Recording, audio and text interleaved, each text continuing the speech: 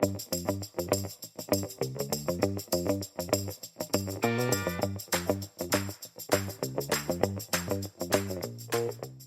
good afternoon, everyone, and welcome to Debra and Peter Are Doing a Podcast with Debra Alcott-Tyler, the Chief Executive of the Directory for Social Change, and Peter Wanless, portfolio career, shall we say.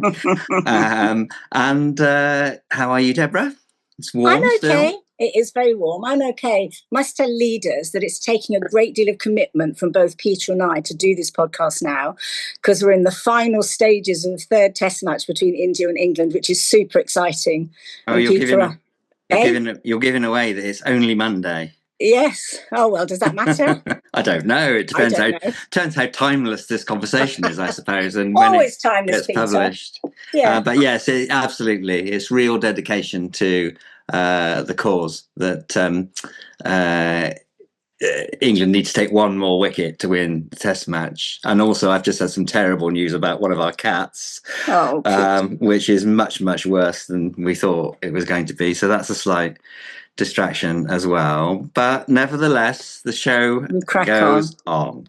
Well, I'm sorry about the cat, Peter, because I know how much you love those cats. And, the reality is pets, they're not just pets, are they? They're family members. And it's really difficult to deal with. Yeah. Sickness and illness. This is a shock. I mean, we knew there's something not quite right about her, but not that it was as serious as this looks like it's going to be. So I think we're going to probably have to prepare for the worst in the next 24 hours. But anyway, we shall see. What I thought we might talk about this afternoon was interviews, interviewing and being interviewed, because this week I'm actually going for an interview for a role. It's quite a long time since I've done that. I've been on the other side of the table a lot, and it's brought back to me some memories of interviews, good and bad, and I'm sure you'll have some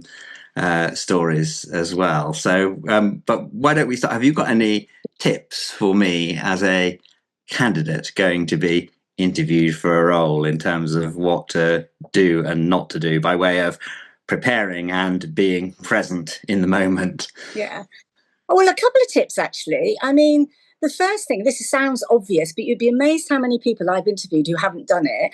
That is, really do your research into the organisation that you're being interviewed by.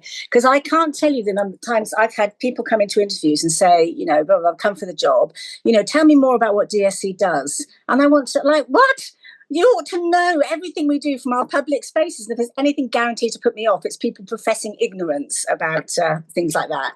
And the other thing I would say is also, because they always say you should ask questions yourself, which of course you should, but don't make them the obvious boring questions like, what do you think will be happening in 5 years' time? Or what do you think the major issue is affecting your organisation? Because again, those things, speaking as the interviewer, tend to irritate me slightly. It always feels like someone's digging for information. So, make your questions real about the role itself or about the work of the organisation. And then the other thing is it's totally okay to feel nervous about it if you do. Most people do, when they're going into that situation. And it's like, in fact, actually, I do this even when I do public speaking as well, is that own it. So if you are feeling nervous, when at the beginning of the interview say, I'm so keen on getting this job, I'm actually feeling quite nervous. Mm-hmm. And then once you've got that out of the way, so then any nervous tics that you have, it won't matter because you've already told them that you are. You're not hoping that they won't catch you out, if you see what I mean. So literally just off the top of my head, those three things. Yeah, no, that's good. And that resonates with I'm thinking about when I have interviewed, been on panels for interviews, and if you can create the space for a really great conversation, that's what both sides want and need, really, isn't it? Yeah. I don't think in an interview you're trying to catch someone out. I've said this to Wanless Jr. a few times. Often there aren't right and wrong answers. It's not like you have to memorize the correct answer. You have to give a sense of what your thoughts are around a topic, and as an interviewer you need to create the space for the conversation. I feel like over time interviews have become very much more regimented, and there's a whole industry around competence-based interviews and having specific questions relating to particular topics and asking exactly the same questions of all the the candidates and sharing the questions in advance so there are no surprises. And I can see some logic in some of that. Again, I'd be interested to know what you think. But at the same time, if it becomes a ritual and you stifle the conversation, I wonder whether one gets the value out of that particular part of the recruitment process. Well, I'm with you actually, Peter. Our line at DSC, and it's an official line, is always that we want everybody who comes to interview with us to show us their best. We're not interested in catching them out because we want them to shine in the workplace. We want to see what they're capable of. So we do send out questions in advance. We do an awful lot of work to make whoever's coming for interview feel really comfortable, feel confident when they're in the room. We make it relaxed, make it warm and friendly. And as a result of that, we have some great interviews. And I think if you can take away the fear of the questions by giving questions in advance, you actually make it much more open to conversation. And particularly if you heads up the candidates and say, there are a set of questions that we're required to ask for every candidate, as you will understand. However, we're also very interested in your own views and having a conversation about what you think you can bring and stuff like that. Then you're framing it in a way that also helps them to feel more confident. Yeah. So I'm a fan of giving them as much, But my interview for DSC was one of the toughest, hardest, most gruesome interviews I've ever had. Well, it wasn't just one interview. So the process of me getting this job was, firstly, I had to come to so I was shortlisted. I was one of 5 shortlisted. I had to come to a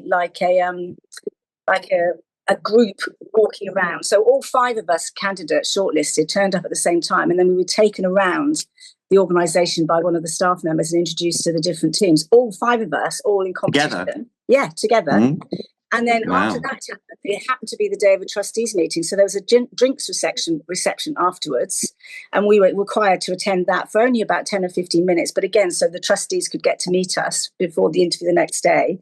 Then the next day, we had to come in for the interview. You had to do So first thing they did was they locked us in a room, gave us a set of management accounts and an Apple computer, which I hadn't used up to that point, and said, right, we want you to analyse these accounts and tell us what you think. And then after that, we then had to go, and we did all this individually by this stage. Yeah. Then I had to go in and give a presentation about what I thought about DSC. And then it was a 2-hour interview. Wow. I know, it's absolutely incredible. It was like, I've never known anything quite like it. Some of it I didn't think was probably quite right thing to do. Like, getting all 5 of us together and meeting the staff, meeting the trustees all together was very difficult and uncomfortable. But the other stuff. But anyway, what was interesting and it took me 2 hours to get home from the interview. And I got home, been home about 10 minutes, just having a cup of tea. The phone rang and they offered me the job. So it was really quick. Yeah. So that was one real bonus. I hate it when people drag out, letting you know when you've got the job. We'll let you know. If you've already decided, tell them.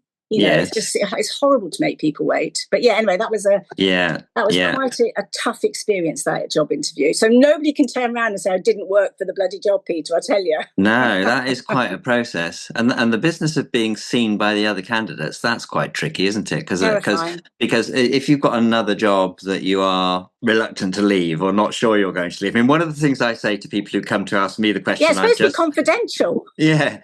Sometimes when people come to ask me the question I've just asked you, should I go for this role or how should I prepare for this interview? I tend to say, well, these things are conversations and they're testing you out and you're testing them out, and there may be a fit or there may not be a fit. So don't worry too much about it. Go along and see. And if it isn't for you because you think that or they think that, you've learned something about the organisation and it's been a good experience anyway. But you can't very well do that if you're happy in your current role and everyone is seeing you sort of perform in the organisation. So and not just that, it takes away the confidentiality, because at chief exec level you'd expect to the fact that you'd applied for a job to be treated with confidence, because you might not want your employer to know.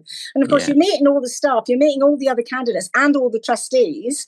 There's, luckily I wasn't in another job I was in like an interim position. So yeah, I like the I haven't been asked to do this for this particular role, but I, as an interviewer or chair of a panel, I do like people making a presentation, and to make a presentation on a big topic in a short space of time, because that tests their discipline in terms of organizing what they know and what they want to say into a finite amount of time. And definitely some of the worst performances I have seen at interview are people who think they're terribly clever because you've asked them to make a 5-minute presentation, and after 15 minutes, they're still going. They're still banging on. I know. Telling you how much they know about it. And you think it's not really about how much knowledge you've got. It's about whether you can make an argument and organize it around the specific time. I once interviewed someone for a senior job who came in and spent the whole of the interview telling me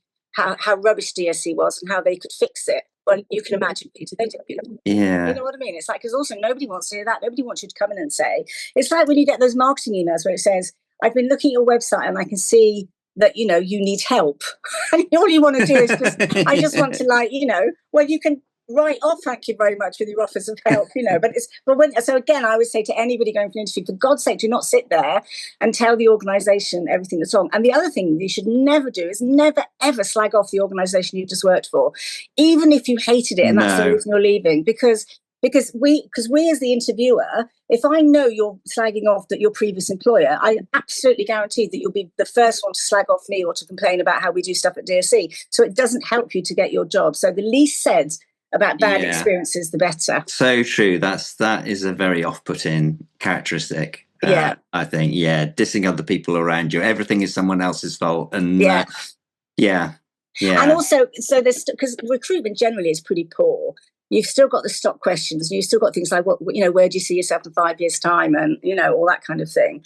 And I'm always and hypothetical questions. So here's a scenario. What would you do if? And I hate hypothetical questions, because if you ask a hypothetical question, you get a hypothetical answer. So you actually don't learn anything.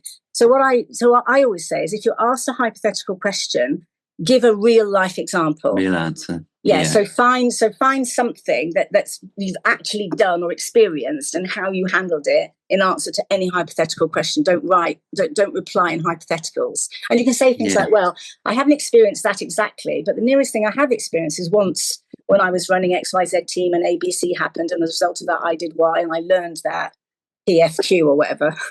I feel like this podcast will probably help me with interviews, because it's dragging out of me all sorts of stories and anecdotes from down the ages that I hadn't realised were sort of filed away, and they're a bit more methodically categorised than. What's the worst interview you've ever had, Peter? Me interviewing, or me being interviewed? Being interviewed. Oh, being interviewed. Oh, there were a couple that I went for when I was in the civil service where I wrongly assumed that the most important thing was to demonstrate how clever I was and how much I knew about the subject. And so I didn't break my rule of giving a 15-minute presentation when they wanted a 5-minute presentation. But I think I overdid it in terms of the research of the topic of the job that I was going in for, and tried to show that I had this deep subject knowledge, and I would have been much better off drawing out one or two big issues or conundrums and exploring them from a number of perspectives, and then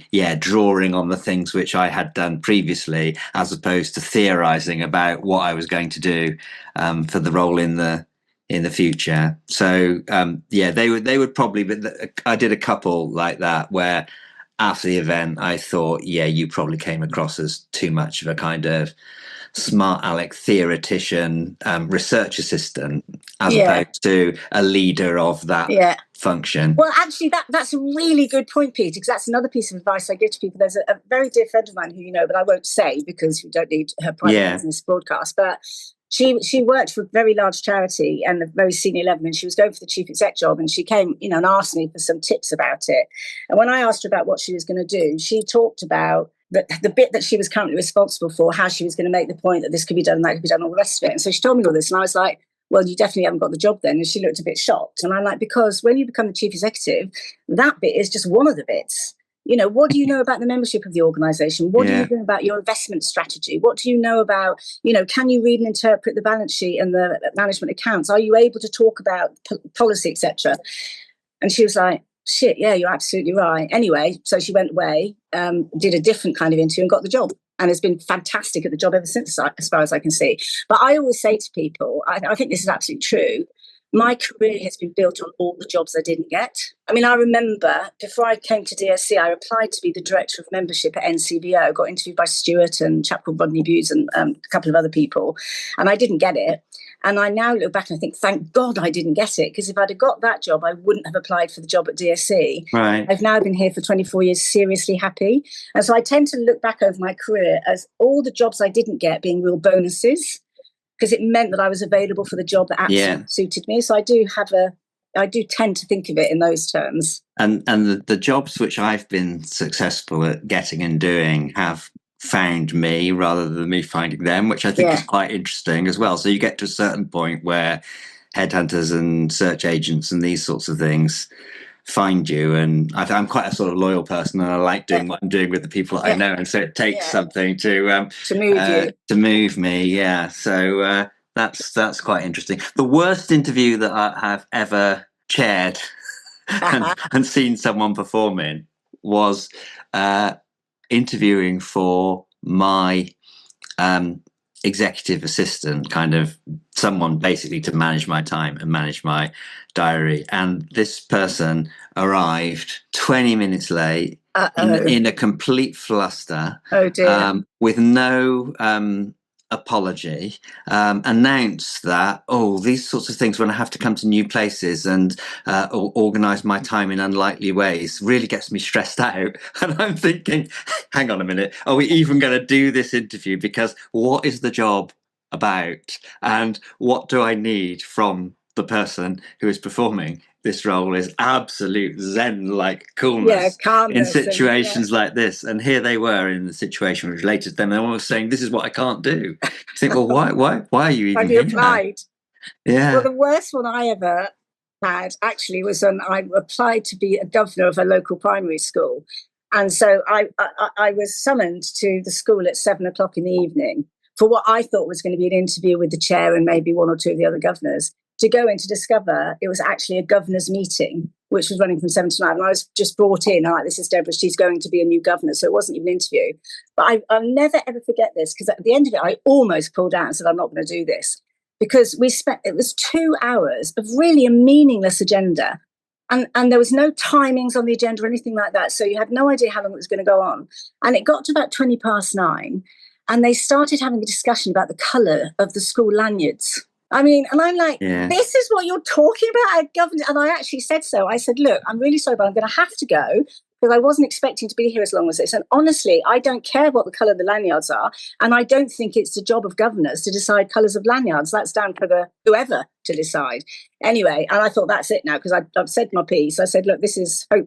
I did say this is hopeless. I just said, this is really overrun. I need to go, and school lanyards, really. But then I got the phone call the next day saying, please, will you come back? We really want you to be a governor. So, and I did.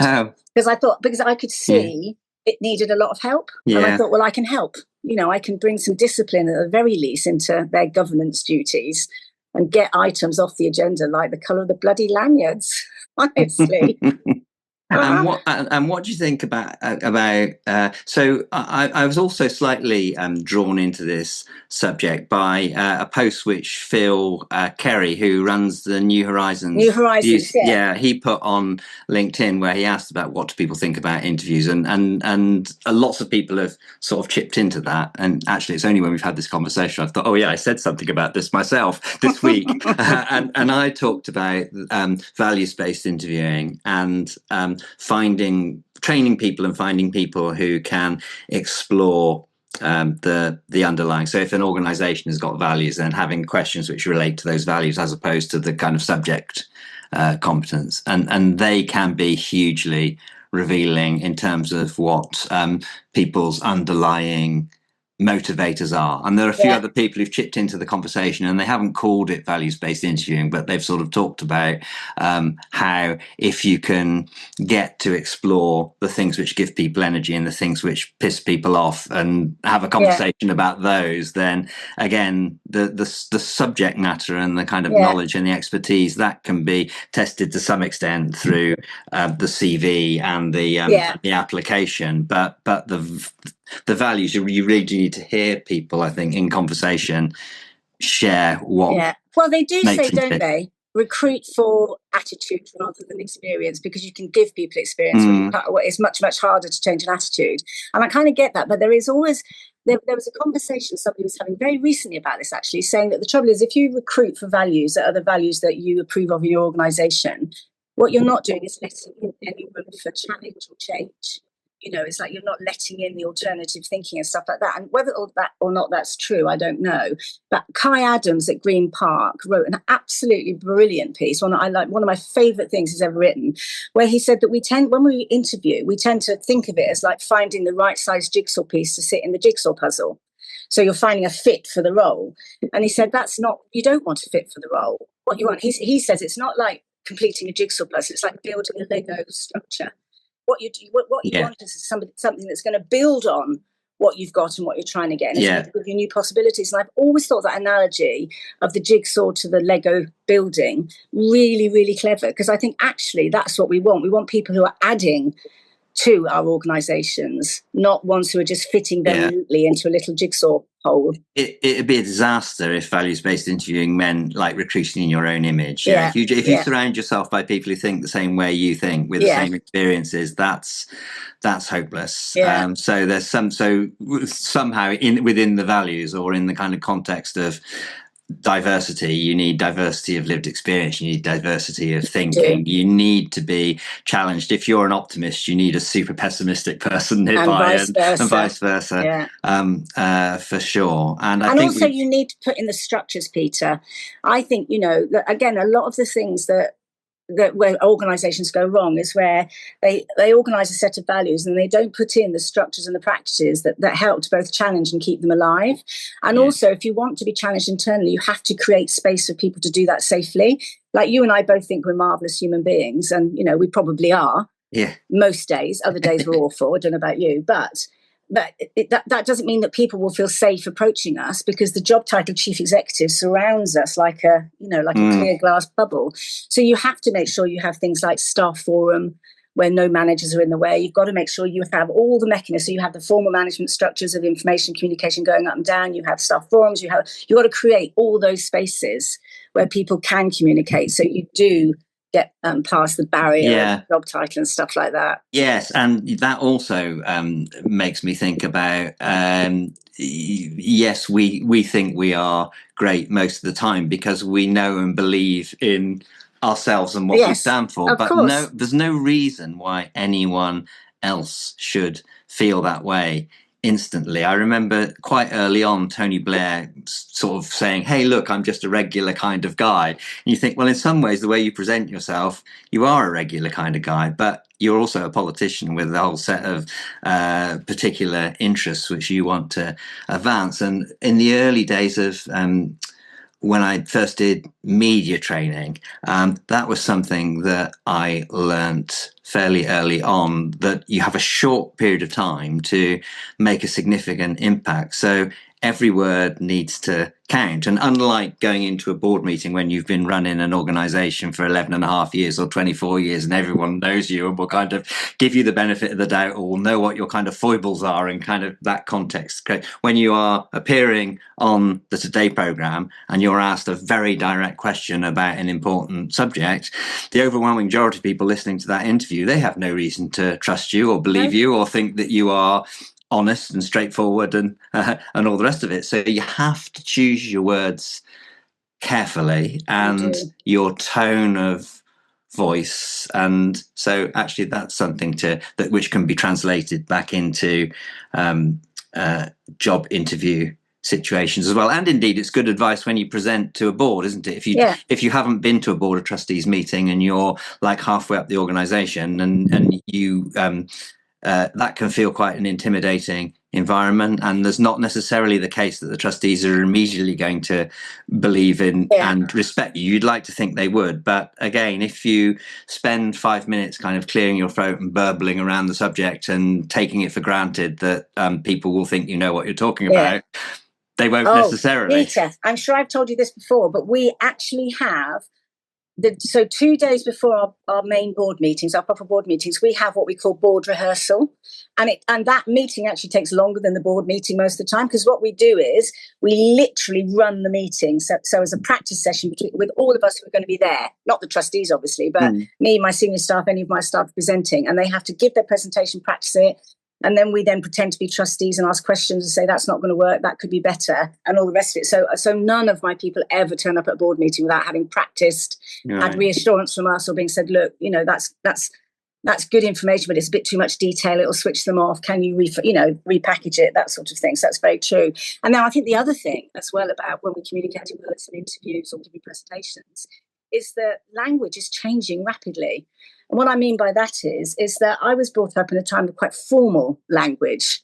You use real formal. We didn't even have emojis, Peter, back in the day, did we? So I wouldn't know what those were.